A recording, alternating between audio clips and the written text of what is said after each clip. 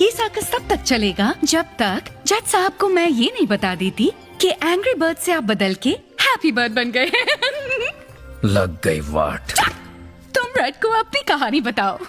मुझे तो यहाँ होना ही नहीं चाहिए था। भाई गॉड, मैं तो सिर्फ तेज जा रहा था। जज साहब ने पूछा क्या तुम तेज जा रहे थे? मैंने कहा योर ऑनर, सच कहूँ तो हाँ जा रहा था। मैं पकड़ा गया। मेरी प्रॉब्लम गुस्सा नहीं, मेरी सच्चाई है। तो मुझे सच्चाई मैनेजमेंट क्लास में नहीं होना चाहिए। मेन प्रॉब्लम तो वही है ना।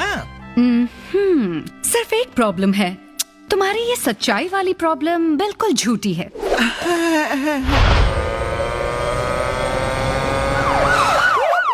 That's the sound of the police. That's the sound of the beast. That's the sound